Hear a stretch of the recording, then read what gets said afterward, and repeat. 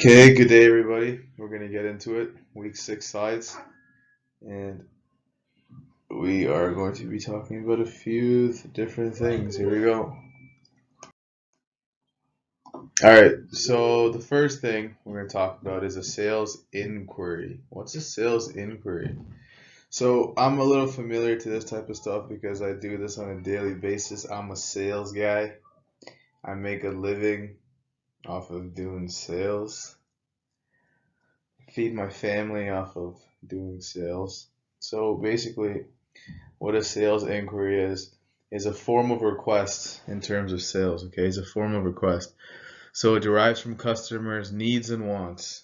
So basically, it's a company that receives basically a sales inquiry is when a company receives let's say a company's manufacturing shoes, right? They're manufacturing shoes. A sales inquiry would be someone reaching out to them like Nike saying, "Hey, we would like a price on you guys manufacturing all our shoes for us," and just slapping our label on it, right? So that's a sales inquiry. That's someone's inquiring about a sale. It hasn't actually been, you're not actually getting the sale, but it's like you're trying to build it. So that's kind of where the sales kind of starts from, right?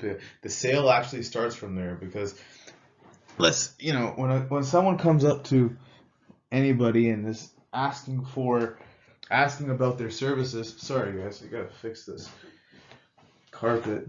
Okay, so if a company, right? Let's say you have a company that, like we said, manufacturing shoes. A sales inquiry is where it all begins for the company to make money. Every business needs to make money to stay alive.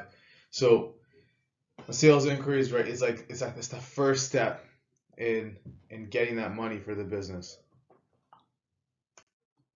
Now, a sales order is a placement of an order, so it comes after a sales inquiry. So if you can turn a sales inquiry, if you could transition an inquiry or someone asking about your product to that person actually buying your product, that's when a sales order is put together, right? A sales order is what all for-profit businesses strive every day to receive. So every company that is in the business of making money is always going to want sales orders all the time because that's the only way for a company to survive. And you know, the thing about a company is this, and this is why I got into sales. I don't know if I told you guys this before or not, but this is basically why I got into sales is because every business, doesn't matter how great the operations is, doesn't matter how good the supply chain is, doesn't matter how good your finance directors are, how good they are at saving money and cutting costs, and how good your CEO is at making decisions and plans. None of it would ever be successful if the sales guys, the salespeople, weren't doing their jobs. Sales needs to be the first thing that comes in. If you could build a business around sales, you can build an entire business around sales. Okay, so a sales order is what all companies strive for. So a pick and pack order. Let's talk about what a pick and pack order is. Um, so it's a type of order fulfillment used most often by e-commerce retailers that receive small orders that are shipped around the globe.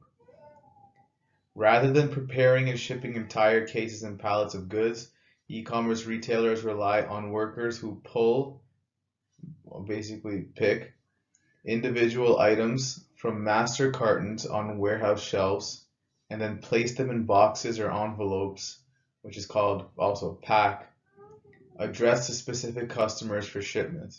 This process gives pick and pack workers easy access to items and, when organized correctly, saves handling time. Pick and pack also limits freight charges and other costs. E-commerce retailers. We all know who this e-commerce giant that we're talking about is. Amazon.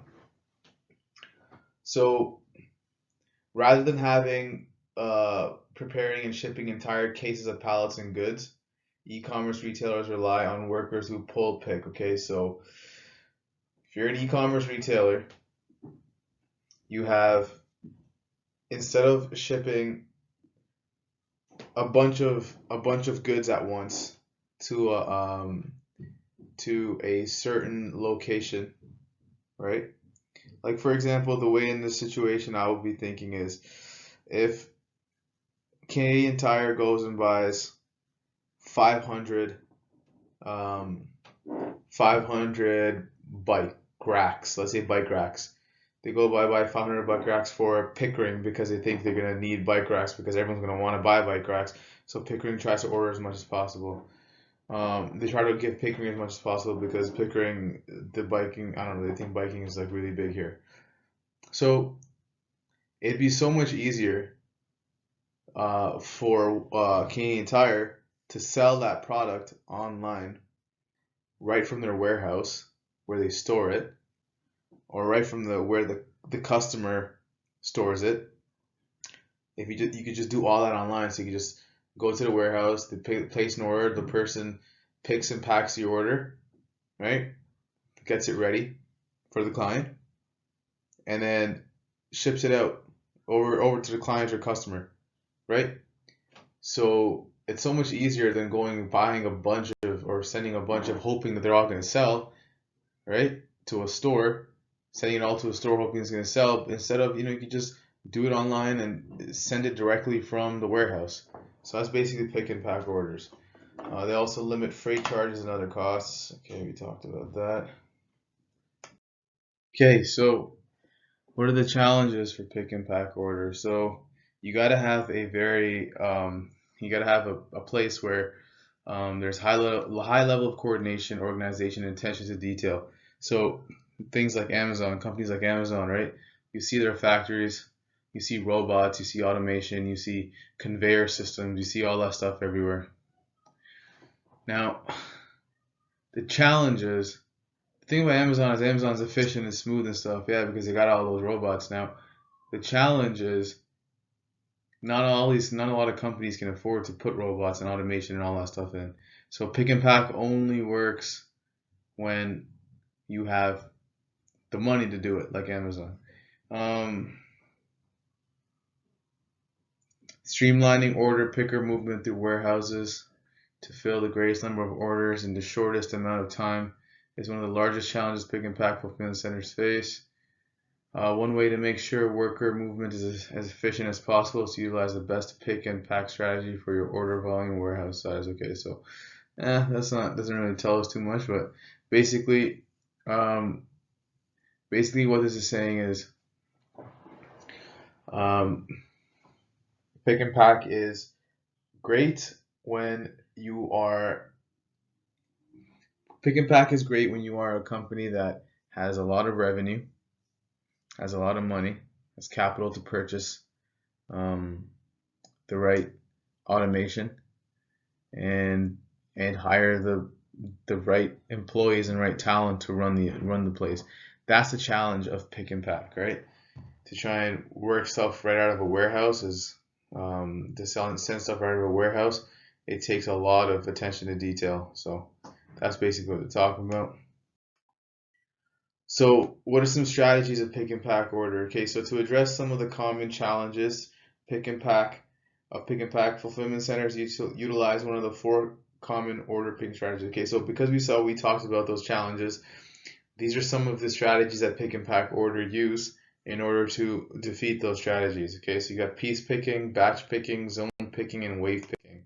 Okay, so now when you're talking about pick pack orders, there's the first thing that companies do to mitigate challenges is piece picking.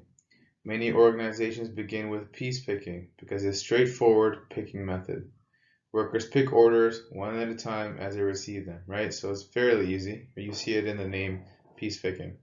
Workers take an order into the warehouse and fill it by picking items off the shelf until the order is complete. So, for example, you're buying stuff at H&M. Your order has 3 shirts, 2 pants, and 1 hoodie.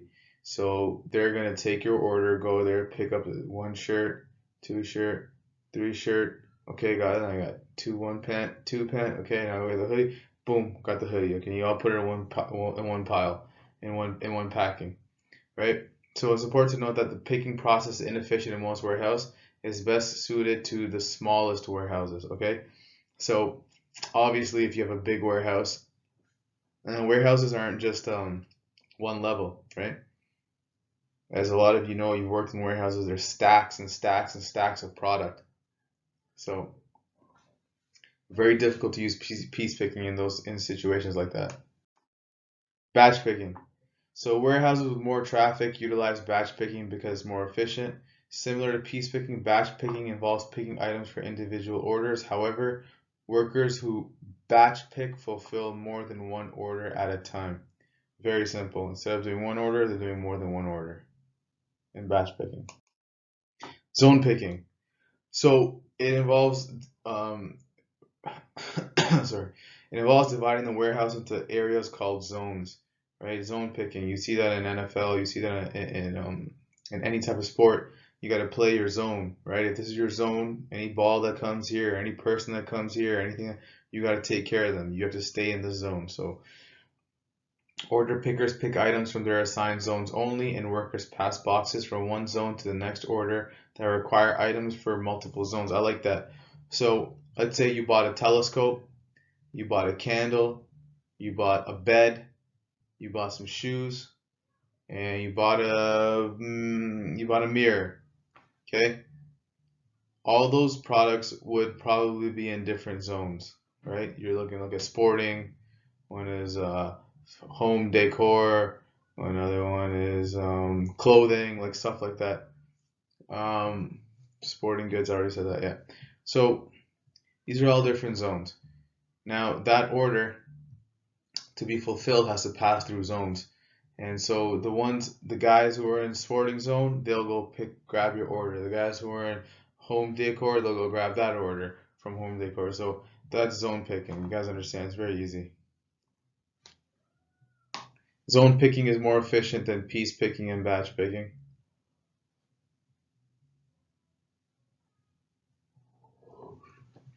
The boxes may be passed manually or with conveyor belts. That I have seen personally. That actually does happen. UPS happens a lot in UPS as well. They have conveyor belts that move product, move product boxes and stuff from different floors. I actually was bidding on the UPS facility out in what is it? I think it's Brampton, Mississauga area. There's a big UPS facility there, and I went to go bid on the compactors there. So I went inside and I saw everything. It was really nice. Wave picking. Wave picking combines zone picking and batch picking. Workers using this strategy are assigned to zones and pick orders in batches and pick them up only within those zones. So basically, wave picking is you're doing batch picking in a zone. Very easy. Guys, this stuff's going to be on your exams and final quizzes and stuff like that. So I want to know that you guys need to just understand this stuff. It's super easy.